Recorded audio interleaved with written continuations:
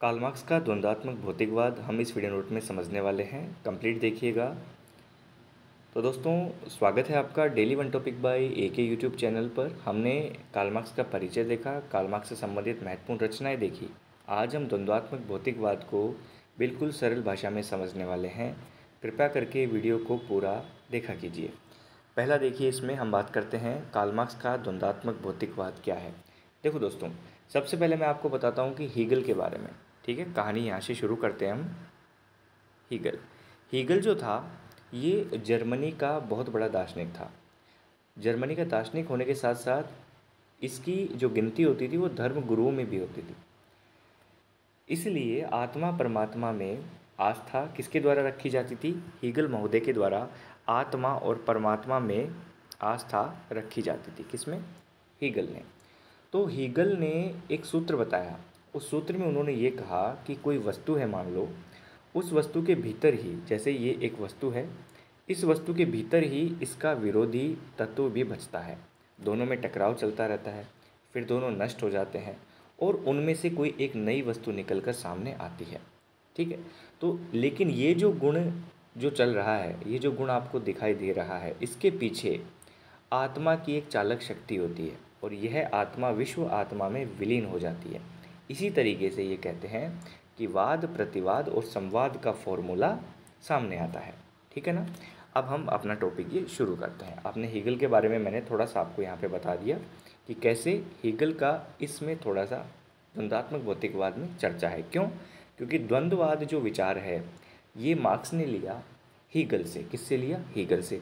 साथ ही भौतिकवाद जो है ये फायरबाख से लिया। किसने? कार्ल मार्क्स ने। और इन दोनों को मिलाकर इन्होंने दे दिया द्वंद्वात्मक भौतिकवाद का सिद्धांत। द्वंद्वात्मक भौतिकवाद सिद्धांत कार्ल मार्क्स के संपूर्ण चिंतन का मूल आधार है। पहली बात तो आप ये समझ लेना कि कार्ल मार्क्स का जितना भी पूरा चिंतन है उसका मूल आधार क्या है? द्वंद्वात्मक भौतिकवाद। ये जो सिद्धांत है इसके प्रतिपादन में कार्ल मार्क्स ने द्वंद्वाद का जो विचार किससे लिया? हीगल से। मैंने आपको शुरू में बता दिया किससे लिया? हीगल से। हीगल की द्वंद्वात्मक पद्धति से इन्होंने द्वंद्वाद का विचार लिया और हीगल से ग्रहण किया, और भौतिकवाद का दृष्टिकोण इन्होंने फायरबाख से लिया। ठीक है, फायरबाख से इन्होंने भौतिकवाद का दृष्टिकोण लिया और इन दोनों को मिला लिया। इसलिए मार्क्स कहता है कि हीगल का द्वंद्वात्मक सूत्र ठीक है, पर उसकी चालक शक्ति आत्मा नहीं पदार्थ है।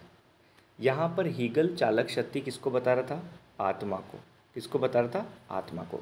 लेकिन जो कार्ल मार्क्स है वो चालक शक्ति क्या बताते हैं? पदार्थ बताते हैं। क्या बताते हैं? पदार्थ। क्या बताते हैं? पदार्थ। समझे? हीगल से इन्होंने जरूर लिया। हीगल ने चालक शक्ति किसको बताया था? आत्मा को बताया था। लेकिन कार्ल मार्क्स कह रहे हैं चालक शक्ति आत्मा नहीं है। हीगल का द्वंद्वात्मक ठीक है सिद्धांत, लेकिन उसमें चालक शक्ति जो बताई है वो आत्मा नहीं है, वो क्या है? एक पदार्थ है। वो क्या है? एक पदार्थ है। ठीक है। पदार्थ स्वयं क्रियाशील होता है और उसके क्रियाशील होने से नियमों को जाना जा सकता है। जैसे इन्होंने उदाहरण दिया कि न्यूटन, गैलीलियो, कोपरनिकस इन्होंने किया। हीगल आदर्शवादी है, लेकिन मार्क्स कैसे हैं? मार्क्स भौतिकवादी हैं। हीगल आदर्शवादी हैं, मार्क्स भौतिकवादी हैं। मार्क्स लिखता है कि मैंने देखा हीगल अपने सिर के बल खड़ा हुआ था, मैंने उसे सीधा कर दिया। मतलब इन्होंने कहा कि हीगल के जो विचार हैं वो सिर के बल खड़े हुए थे, मतलब उल्टे थे, और मैंने उन्हें पैरों के बल खड़ा कर दिया, यानी सीधा कर दिया। कौन कह रहे हैं? मार्क्स। तो हीगल कैसे हैं? आदर्शवादी विचारक हैं, किंतु मार्क्स भौतिकवादी हैं।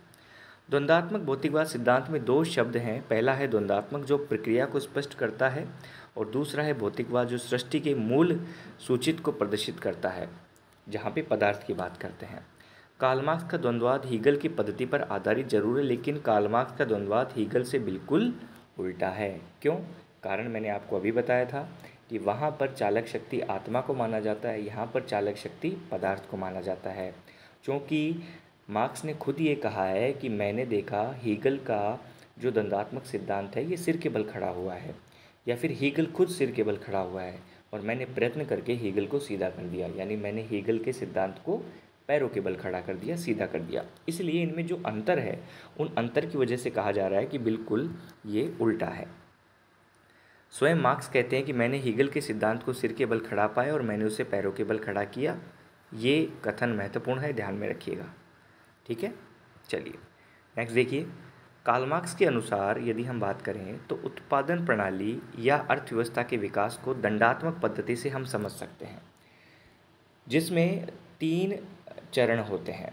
एक तो होता है दोस्तों वाद, प्रतिवाद और संवाद। वाद वह है स्थिति है जिसमें संघर्ष पाया जाता है। देखिए, वाद के बारे में बात करें तो वाद में वह स्थिति जिसमें क्या पाया जाएगा, संघर्ष पाया जाएगा। प्रतिवाद वह है जो वाद की प्रतिक्रिया में एक नया समाज सामने आता है, समाधान या समाज। और प्रतिवाद में भी यदि संघर्ष पाया जाता है तो एक नई स्थिति उत्पन्न होती है और वो होती है संवाद। संवाद में भी संघर्ष पाया जाता है तो ये किस में बदलता है, वाद। तो इसकी प्रतिक्रिया के फलस्वरूप प्रतिवाद आता है। यह प्रक्रिया तब तक चलती रहती है जब तक साम्यवाद नहीं आ जाता। इसका मतलब हम इसे कह सकते हैं कि भाई वाद, वाद के बाद में प्रतिवाद,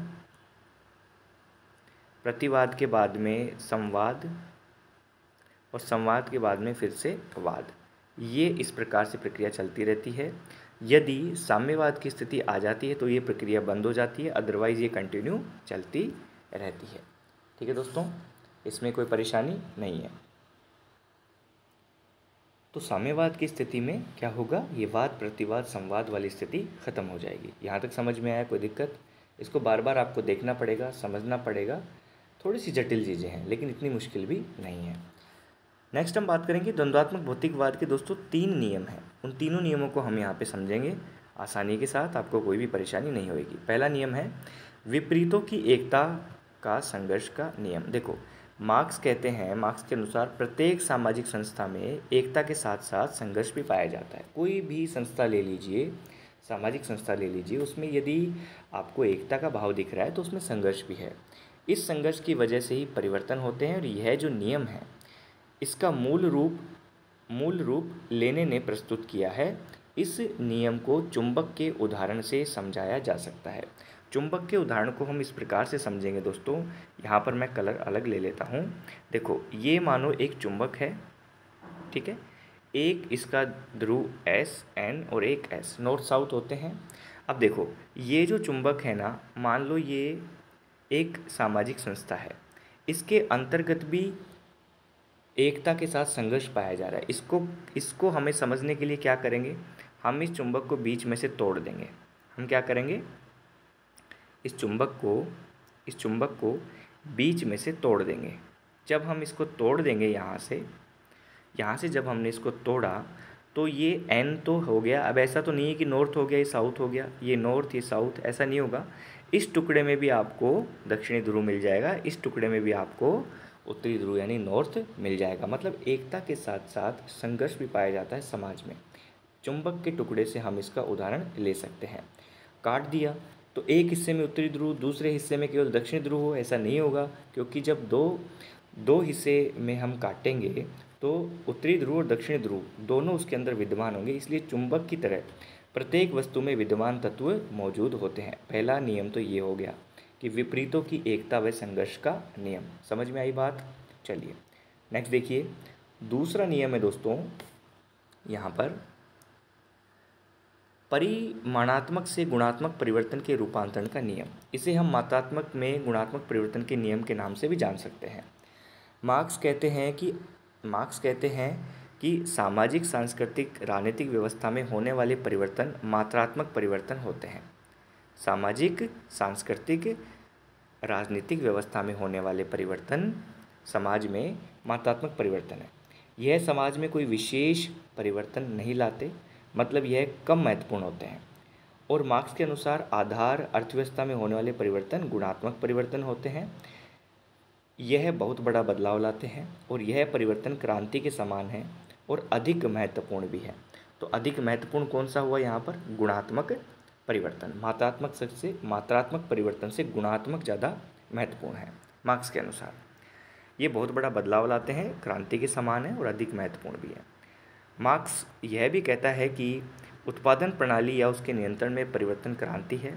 क्रांति सामाजिक परिवर्तन का अनिवार्य माध्यम भी है। इन पॉइंट्स को आप एक एक की पॉइंट्स बना के लेके चलिए कि क्रांति सामाजिक परिवर्तन का अनिवार्य माध्यम है। किसने कहा ये? मार्क्स कहते हैं, मार्क्स के विचारों में है। अर्थात इस नियम के अंतर्गत यदि हम देखें तो मात्रा में भारी अंतर होने पर भी गुण में भी अंतर पड़ जाता है। यदि मात्रा में बहुत ज़्यादा अंतर कर रहे हो तो गुण में भी अंतर आ जाएगा। जैसे पानी का तापक्रम एक निश्चित सीमा तक बढ़ जाने पर वह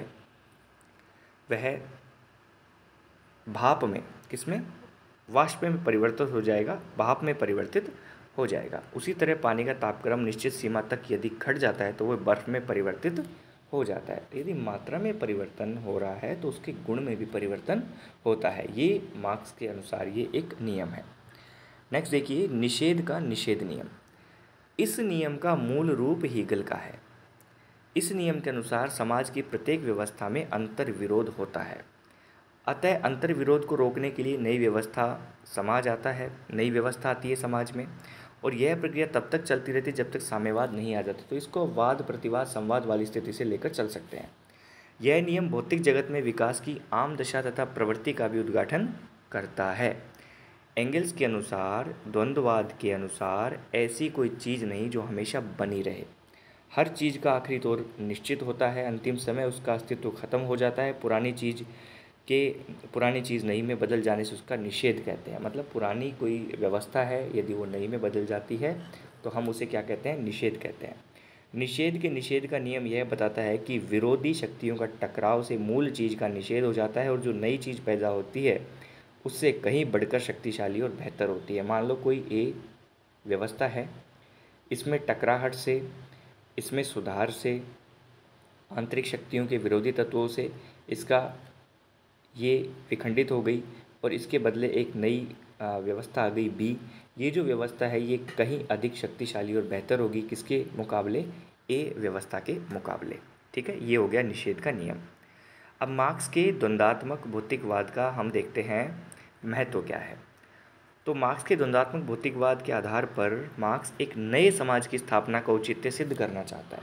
मार्क्स चाहता है कि नया समाज बने, नया समाज सामने आए जिसकी भविष्य में निर्माण की कल्पना करता है और गतिशीलता के आधार पर पूंजीवाद को नष्ट होने पर समाजवादी मार्ग की पुष्टि करता है कि पूंजीवाद नष्ट होएगा, समाजवाद होएगा।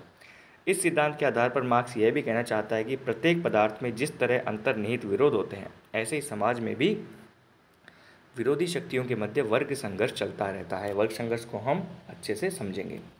इस तरह पूंजीवाद में ही अपने विनाश का बीज विद्यमान होता है। यदि कहीं पर पूंजीवाद व्यवस्था है तो उसका विनाश भी पूंजीवाद से ही होगा। मार्क्स इसके द्वारा वैज्ञानिक समाजवाद की स्थापना भी करते हैं और वैज्ञानिक समाजवाद का जनक भी मार्क्स को कहा जाता है। मार्क्स के क्रांति के भय से ही सकारात्मक उदारवाद का उदय हुआ था। मार्क्स के क्रांति के भय से ही सकारात्मक उदारवाद का उदय हुआ था, मार्क्स का ये मानना है। और मार्क्स इसके माध्यम से, द्वंद्वात्मक भौतिकवाद के माध्यम से वैज्ञानिक समाजवाद की स्थापना की बात करते हैं। इसीलिए मार्क्स को वैज्ञानिक समाजवाद का जनक या पिता कहा जाता है। अगले वीडियो नोट में हम बात करेंगे ऐतिहासिक भौतिकवाद, या जिसे इतिहास सिद्धांत कहते हैं या इतिहास की भौतिकवादी व्याख्या कहते हैं। ठीक है ना। तो मार्क्स की आर्थिक शक्तियों के बारे में क्या विचार हैं, वो किस प्रकार से उनको बताते हैं, उसको हम अगले वीडियो नोट में अच्छे से समझेंगे। फिर वर्ग संघर्ष को समझेंगे, अतिरिक्त मूल्य का सिद्धांत समझेंगे, क्लियर करेंगे मार्क्स के हर एक टॉपिक को। तो दोस्तों इस वीडियो नोट में इतना ही, मिलते हैं नेक्स्ट वीडियो नोट में नेक्स्ट टॉपिक के साथ में। तब तक के लिए नमस्कार। वीडियो को शेयर ज़रूर कर दीजिएगा, लाइक तो आप करते ही हैं।